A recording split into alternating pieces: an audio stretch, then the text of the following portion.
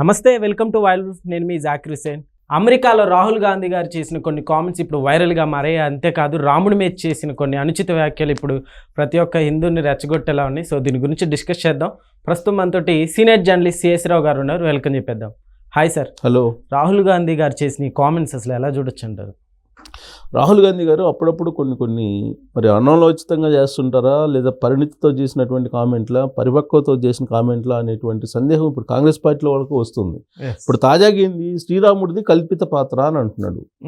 రామాయణం పురాణాలు ఇదంతా పురాణం, అది కల్పిత పాత్ర, అది నిజం కాదు అనేది ఆయన అమెరికాలో టూర్లో మాట్లాడినటువంటి మాటలు, చేసినటువంటి వ్యాఖ్యలు. యూనివర్సిటీలో అక్కడ స్టూడెంట్స్ తోటి ఇంటరాక్ట్ అవుతూ ఆయన చెప్పినటువంటి మాటలు ఏంటంటే, శ్రీరాముడు అనేది ఒక కల్పిత పాత్ర.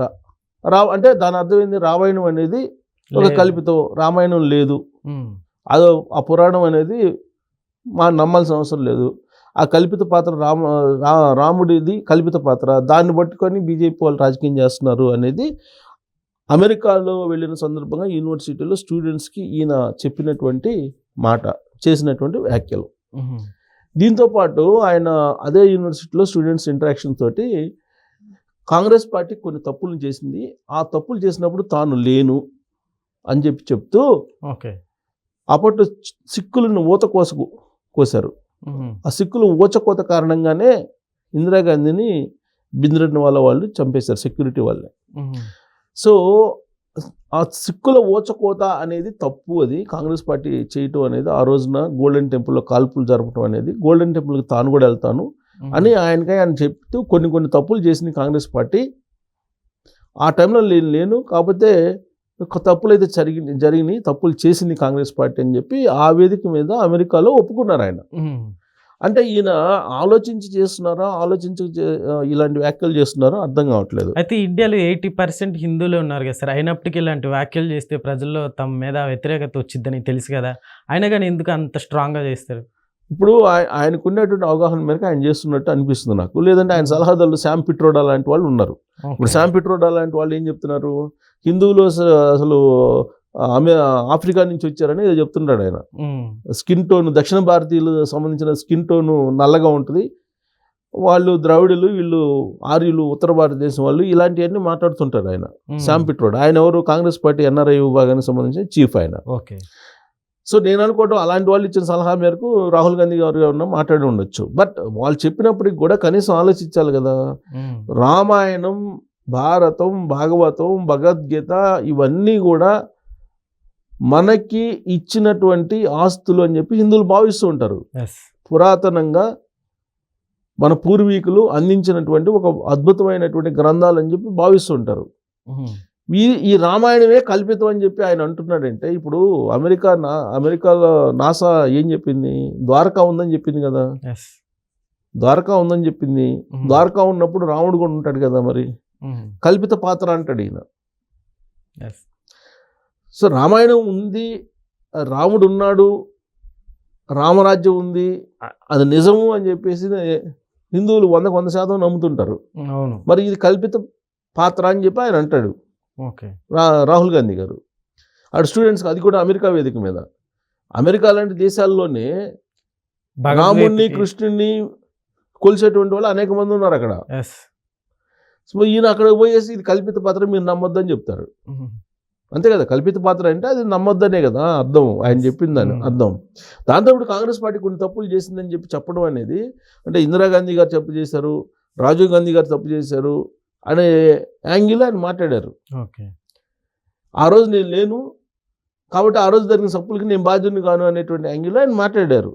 ఇప్పుడు ఆ రోజు ఉన్నా లేకపోయినా ఆ రోజు పరిస్థితులకు అనుగుణంగా ఇందిరాగాంధీ గారు కానీ లేదంటే రాజీవ్ గాంధీ గారు కానీ చర్యలు, ఆ రోజున నిర్ణయాలు తీసుకుంటారు. ఇప్పుడు 1971లో యుద్ధం జరిగిందండి పాకిస్తాన్ తోటి. యుద్ధం జరిగినప్పుడు లాహోర్ దాకా మన సైన్యం వెళ్ళిపోయింది, దూసుకొని వెళ్ళిపోయింది. దాదాపు 93,000 మంది సైనికులు పాకిస్తాన్ వాళ్ళు లొంగిపోయారు. లొంగిపోయిన తర్వాత వెనక్కి రమ్మన్నారు. ఎందుకు, ఆ రోజు విదేశాంగ విధానం, ప్రపంచవ్యాప్తంగా ఉన్నటువంటి దేశాల యొక్క ఒత్తిడి, వీటి కారణంగా వెనక్కి రమ్మన్నారు. వెనక్కి వచ్చేసారు. లేదంటే ఆ రోజు పాకిస్తాన్ ఆక్యుపై చేసేది.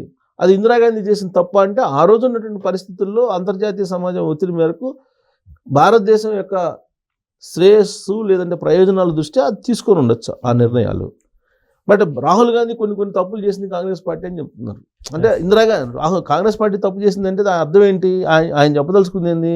ఇందిరాగాంధీ తప్పు చేశారు అంటే వాళ్ళ నాయనమ్మ ఇందిరాగాంధీ తప్పు చేశారు, అలాగే వాళ్ళ నాన్న రాజీవ్ గాంధీ గారు కూడా తప్పు చేశారని చెప్పి ఆయన చెప్తున్నారు. ఇప్పుడు ఆ రోజున సిక్కులు ఊచకోత అనేది ఎందుకు జరిగింది, ఆ సంఘటన ఏంటి అనేది ఆయనకి తెలిసే ఉంటుంది, తెలియకుండా అయితే లేదు. బహుశా నేను అనుకోవటం ఒక మాటలో తప్పు జరిగిపోయింది అని చెప్తే ఇంక ప్రజలు మళ్ళీ ఈయన ఏదో ఆదరిస్తారు అనేటువంటి భావనతో ఉన్నారు. ఇప్పుడు ఎమర్జెన్సీ అనే ఉంది, భారతదేశం ఎమర్జెన్సీ ఇందిరాగాంధీ అమలు చేశారు. ఆ ఎమర్జెన్సీ గురించి బీజేపీ వాళ్ళు ఇప్పటికి కూడా చెప్తుంటారు. ఆ ఎమర్జెన్సీ ఇప్పుడు వెంటాడుతుంది కాంగ్రెస్ పార్టీని ఇప్పటికీ కూడా. అది తప్ప ఒప్ప తర్వాత సంగతి. ఆ రోజు పెట్టినటువంటి ఎమర్జెన్సీ ఏ కారణం దృష్ట్యా పెట్టారో అనేది ఎక్స్ప్లెయిన్ చేయాలి. అలాగే కొన్ని అంశాలు ఇప్పుడు ఆ రోజున్న పరిస్థితుల దృష్ట్యా నిర్ణయాలు తీసుకొని ఉండొచ్చు. ఇప్పుడు ఈయన కాంగ్రెస్ పార్టీకి సంబంధించిన కీలకమైనటువంటి లీడర్గా ఆ రోజున్నటువంటి పరిస్థితుల్లో ఆ నిర్ణయాలు తీసుకోవాల్సి వచ్చింది అని చెప్పి స్టాండ్ తీసుకొని కన్విన్స్ చేసేటువంటి ప్రయత్నం చేయాలి. ఈయన ఏం చేస్తున్నాడు? ఇందిరాగాంధీ తప్పు చేసింది, రాజీవ్ గాంధీ తప్పు చేశారు అన్నట్టుగా చెప్తున్నాడు. సొంత పార్టీలో ఉన్న వాళ్ళనే పెద్దవాళ్ళని ఇట్లా కామెంట్ చేస్తే ఇంకా అదే. బట్ నేనైతే ఇప్పుడు ఆ కాంగ్రెస్ పార్టీలో ఉండే సీనియర్లేమో ఒక వాదన చెప్తారు, ఈయనేమో ఇంకొక వాదన చెప్తారు. శామ్ పిట్రోడా లాంటి వాళ్ళేమో ఒక వాదన చెప్తారు. అక్కడ ఉండే సీనియర్స్ కొంతమంది ఉన్నారు కాంగ్రెస్ పార్టీ అగ్రనేతలు, వాళ్ళు ఒక వాదన చెప్తూ ఉంటే రాహుల్ గాంధీ ఇంకొక వాదన చెప్తుంటాడు. మేము చేసింది కరెక్టేను అని చెప్పి కాంగ్రెస్ పార్టీ చెప్తుంటే, మొదటి నుంచి కాంగ్రెస్ పార్టీ దేశానికి మేలు చేసేలా నిర్ణయాలు తీసుకున్నామని చెప్పి వాళ్ళు చెప్తుంటే, మేము తప్పులు చేసామని చెప్పి రాహుల్ గాంధీ చెప్తున్నారు. ఓకే, ఇది పార్టీకి డ్యామేజే కదా. అవును. ఒకటి. రెండు, ఇప్పుడు రాహుల్ గాంధీ ఏం చెప్తున్నారు? అమెరికా వెళ్ళి అమెరికాలో అనవసరంగా ఇప్పుడు కల్పిత పాత్ర రాముడిదని అని చెప్పి అంటున్నారు కదా. ఇప్పుడు ఆల్రెడీ ఆ గ్రంథాలు ఉన్నాయి, దానికి ఆధారాలు ఉన్నాయని చెప్పి చెప్తుంటే, నాసా లాంటి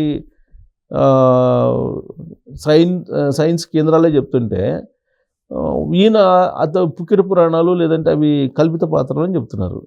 ఒకటి. రెండు, సమకాలీన రాజకీయాల్లో ఆయన చేసినటువంటి ఇటీవల కామెంట్స్ కొన్ని చూస్తే కనుక ఆ కామెంట్సే చాలు ఆయన్ని జీవితకాలం పాటు కాంగ్రెస్ పార్టీని ఆయన్ని ప్రజలు తిరస్కరించడానికి. ఏంటి? 370 నేను మళ్ళీ అధికారంలోకి వస్తే పెడతాను అని అంటాడు. 370 రద్దు చేయడానికే ఇన్ని సంవత్సరాలు పట్టింది, దాదాపు 75 సంవత్సరాలు పైగా పట్టింది 370 రద్దు చేయడానికి. 370 రద్దు చేసిన కారణంగానే ఉగ్రవాద దాడులు జరుగుతున్నాయి అని అంటాడు ఆయన. అందుకే నేను మళ్ళీ పెడతాను అంటాడు. ఓకే. తర్వాత రిజర్వేషన్ల గురించి 50% రిజర్వేషన్లు ఉంటేనే అల్లాడిపోతున్నారు. అసలు ఆ 50% కూడా లిమిట్ని కూడా తీసేసి మొత్తం జనాభా ప్రాతిపదికన నేను రిజర్వేషన్లు ఇస్తాను అని అంటాడు. రిజర్వేషన్ని ప్రవేశపెట్టి స్వాతంత్రం వచ్చిన తర్వాత ఇన్ని సంవత్సరాలు అయిన తర్వాత దాన్ని సమీక్షించాలి, రివ్యూ చేయాలని చెప్పి అంటుంటే, ఆయన నేను లిమిట్ చేసేసి మొత్తం జనాభా ప్రాతిపదికన రిజర్వేషన్లు ఇస్తాను అని అంటాడు ఆయన. ఓకే. సో ఇలాంటివన్నీ కూడా కాంట్రడిక్షన్ ఆయన చేసేవన్నీ కూడా. మెజారిటీ ప్రజలు అంగీకరించినటువంటి అంశాలు ఆయన ఒక స్టాండ్ తీసుకొని చెప్తా ఉన్నారు. సో కాబట్టి బీజేపీ, రాహుల్ గాంధీ గారు ఉన్నంత వరకు బీజేపీ హ్యాపీ అనుకోవచ్చు. లేదా ఇప్పుడు చూడండి, ఇప్పుడు ఎంత దూరం వెళ్ళిద్దో చూడండి. ఆల్రెడీ బీజేపీ వాళ్ళు ఇప్పటికే వచ్చేసారు విమర్శించడానికి. రాముడిది కల్పిత పాత్ర అని చెప్పి అన్నాడు కదా, అది కూడా అమెరికాలో అన్నాడు పోయి. సో ఇప్పుడు అది ఎటు నుంచి ఎటుకు టర్న్ అయిద్దో మనం చూడాలి.